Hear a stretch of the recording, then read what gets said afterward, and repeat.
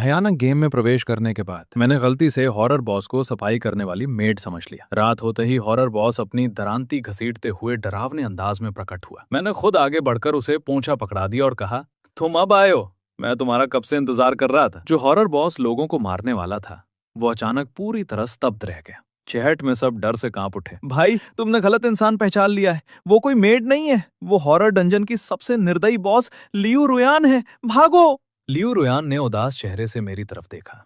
मैंने हाथ बढ़ाकर उसकी दरांती को छुआ और कहा, तुम्हारी ये झाड़ू तो बड़ी अलग है, इससे सफाई बहुत अच्छी होती होगी। लियू रुयान कुछ पल के लिए जड़ हो गई, फिर उसका दिमाग जैसे पूरी तरह हैंग हो गया। क्या तुम मुझे आदेश दे रहे हो? बाद में मुझे पता चला कि मैंने सिर्फ गलत इंसान नहीं पहचाना था, बल्कि गलती से लियू रुयान से मेरे लिए नाली भी साफ करवा दी थी। मैं डरते डरते भागने ही वाला था कि पीछे से एक जोड़ी हाथों ने मुझे पकड़ लिया। बेबी, तुमने अभी तक मेरी सैलरी नहीं दी। क्योंकि बचपन से मुझे बहुत ज्यादा सफाई पसंद थी और मैं बस आराम से जीना चाहता था, इसलिए हॉरर गेम में आने से पहले ही मैंने इंटरनेट पर एक गोल्ड मेडल क्लीनर बुक कर लिया था, जो बिना किसी कोना छोड़े पूरे डंजन की सफाई करे और साथ में मुझे आसानी से जीत भी दिला दे। लेकिन अब डंजन में आए पूरा एक दिन हो चुका था, फिर भी रात तक मुझे मेरी सफाई वाली आंटी नहीं मिली। बधाई हो खिलाड़ियों, आप ब्लड मून टाउन में प्रवेश कर चुके हैं। रात हो चुकी है, कस्बे के निवासी अब सक्रिय होने लगे हैं। सभी खिलाड़ी कृपया दरवाजे और खिड़कियां बंद रखें, सुरक्षित रहें, गेम का आनंद लें। कस्बे का पुराना और टूटा रेडियो बच्चों जैसी खुश आवाज में बोल रहा था,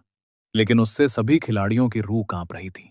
अंधेरा होने से पहले हर खिलाड़ी को रहने की जगह ढूंढनी थी। मुझे एक जगह मिल गई, लेकिन अंदर जाने के बाद पता चला कि एक खिड़की किसी भी तरह बंद नहीं हो रही। ठंडी हवा सड़ी हुई बदबू के साथ अंदर घुस रही थी। ऐसा लग रहा था कि अभी अभी साफ किया हुआ फर्श फिर गंदा हो जाएगा। पहले शांत रहने वाली सड़क पर धीरे धीरे अजीब आवाजें गूंजने लगी। मैं एक स्टोर रूम में छिप गया। नापसंदगी से मैंने एक साफ घास की चटाई उठाई और उसे अपने नीचे बिछा लिया। मैंने आंखें बंद कर ली, मानो सब कुछ अनदेखा करना चाहता हूँ। चैट में चर्चा शुरू हो गई।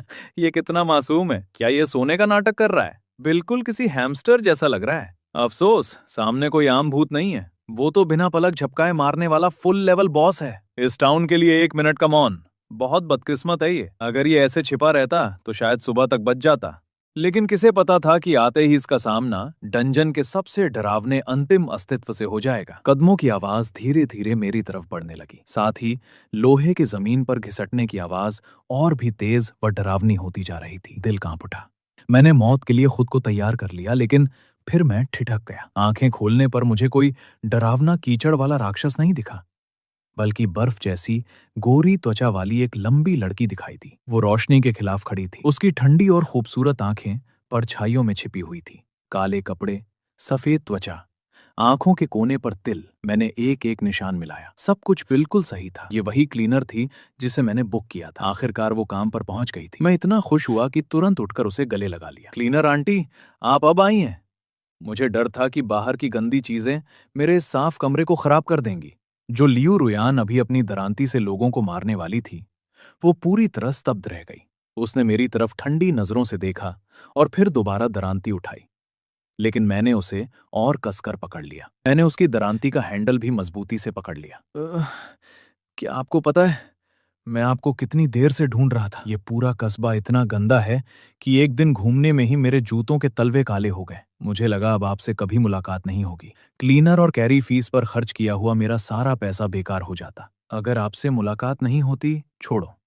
खंडी और हत्या की मंशा से भरी उसकी आवाज, ठंडी बर्फ जैसी हत्या की मंशा से भरी आवाज, लेकिन मेरे कानों में वो एक कामकाजी इंसान की अधीरता से भरी लगी, जिससे बहुत सुरक्षा महसूस। मैंने अनजाने में बड़े बड़े वादे करते हुए उसकी तारीफ कर दी। तुम्हारी आवाज बहुत अच्छी है, ये दरांती घास काटने और दीवार की पुट्टी खुरचने के लिए भी बहुत सही है। तुम्हारे होने से मुझे इस घर के गंदा होने की चिंता नहीं रहेगी। लियू रुयान का दरांती पकड़ने वाला हाथ हल्का सा कांपा। तभी मैंने ध्यान दिया कि उसके हाथ में इंसान से भी ऊंची एक विशाल दरांती थी। औजार भी इतने अलग अंदाज वाले हैं।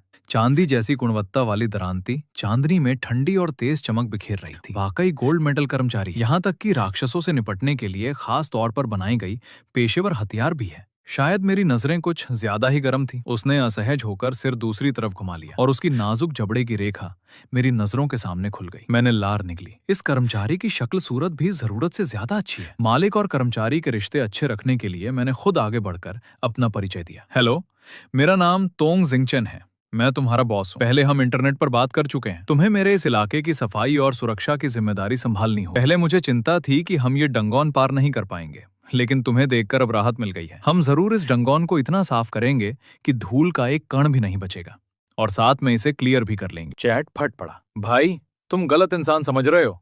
वो तुम्हारी मेड नहीं है। बेचारा मासूम लड़का सोच रहा है कि उसे हाउसकीपर मिल गई, जबकि उसके सामने वही अंतिम बॉस खड़ा है जिसे वो हराने की बात कर रहा है। सब उस बेकार क्लीनिंग एजेंसी की गलती है। इतना प्यारा लड़का अब बुरी तरह मारा जाएगा। उसे लगातार दरांती पकड़े देख मैंने प्यार से उसके हाथ से हथियार ले लिया। तुम लगातार औजार पकड़े रहोगी तो थक जाओगी। मैंने अभी चेक किया है, यहाँ फिलहाल कोई गंदी चीज नहीं है।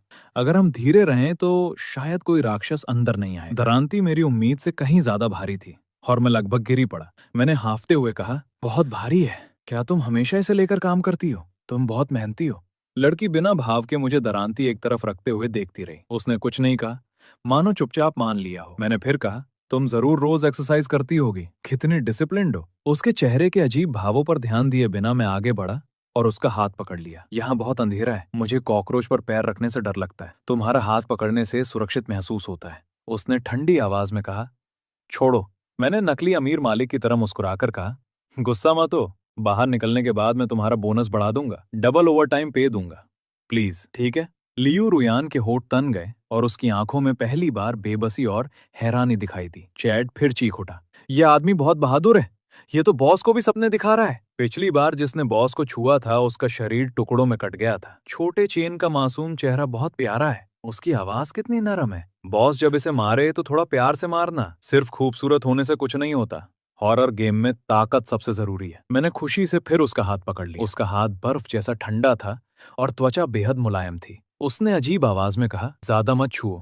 मैंने आज्ञाकारी बनकर सिर हिलाया और हाथ वापस खींच लिया, लेकिन चैट फट पड़ा। क्या हॉरर बॉस सच में उसका हाथ पकड़ने दे रहा है? खून खराबा कहाँ गया? उसकी दरांती पर अब तक इसका सिर लटका होना चाहिए था, और वो दरांती तो छोटे चेन ने कोने में फेंक दी। जिस ताकत से उसने उसे उठाया वो बहुत क्यूट था। बॉस ने किसी को अपना निजी हथियार छूने दिया? इस दरांती ने अनगिनत खिलाड़ियों की जान ली है। क्या सिर्फ मैंने देखा कि बॉस के कान लाल हो गए? क्या ये बॉस भी इस मालिक से परेशान हो गया? क्लीनर मिलने के बाद मेरा डर काफी कम हो गया। मुझे लगा स्टोर रूम अभी भी सुरक्षित नहीं है, इसलिए मैंने उसे आदेश दिया कि खुली खिड़की को मेज लगाकर बंद कर दे। चैट हंस पड़ा। छोटा चेन बॉस से मेज उठवाकर खिड़की बंद करवा रहा है, और सबसे बड़ी बात, बॉस थोड़ी देर सोचने के बाद सच में मेज उठाने चला गया। शायद बॉस इतना डरावना भी नहीं है। ऊपर वाला बहुत भोला है।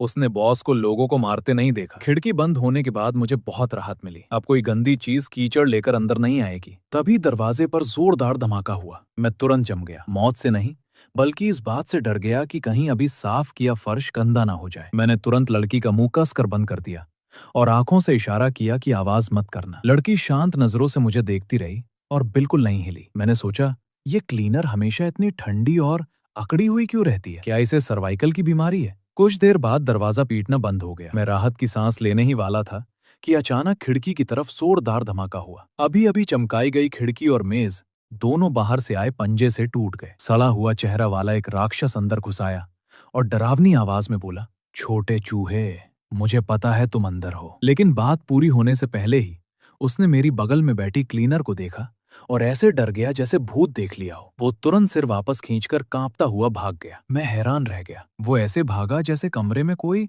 बहुत डरावनी चीज देख ली हो। मैंने पूरे कमरे में नजर दौड़ाई और आखिरकार लड़की पर नजर टिक गई। चैट बोला, आखिर छोटे चेन को शक हो गया। बॉस की पहचान खुलने वाली। लियू रुयान के करीब गया और उसकी तरफ घूर कर देखने लगा। कमरे में सिर्फ हम दोनों थे, लेकिन अभी जब राक्षस ने दरवाजा तोड़ा और खिड़की फोड़कर अंदर घुस आया, तब भी उसके चेहरे पर डर का जरा सा भाव नहीं था। मैंने अचानक समझते हुए सिर हिलाया। वाकई, जिसे मैंने भारी रकम देकर गोल्ड मेडल क्लीनर के तौर पर रखा है, उसकी मानसिक मजबूती तो कमाल की है। अभी फर्श गंदा होने की चिंता में मैं बहुत तनाव में था। अब जब खतरा टल गया तो ऐसा लगा जैसे मेरे पूरे शरीर की ताकत खींच ली गई हो। मैं स्वाभाविक रूप से लड़की की बाहों में गिर पड़ा। मेरे पैरों में जान नहीं रही। मेरे पैर कांप रहे हैं। क्या तुम मुझे उस साफ कुर्सी तक उठा सकती हो? लड़की ने मेरे शरीर का वजन महसूस किया तो एक पल के लिए उसकी सांस रुक गई। झंझट, उसने ठंडी आवाज में कहा, लेकिन फिर भी मुझे राजकुमारी की तरह उठा लिया। उसकी ताकत बेहद डरावनी थी। वो मुझे ऐसे उठाकर चल रही थी जैसे बगीचे में टहल रही हो। चैट पागल हो गया। ये कहानी कुछ ज्यादा रोमांटिक नहीं हो रही? वैज्ञानिक हर जगह मिल जाते हैं। ये खून का प्यासा अंतिम बॉस है, कोई रोमांस ड्रामा नहीं। मैंने सोचा था पूरी रात सफाई में जाएगी, लेकिन उस सड़े राक्षस के भागने के बाद पूरा कस्बा भूतों तक से खाली हो गया। लड़की एक तरफ बैठकर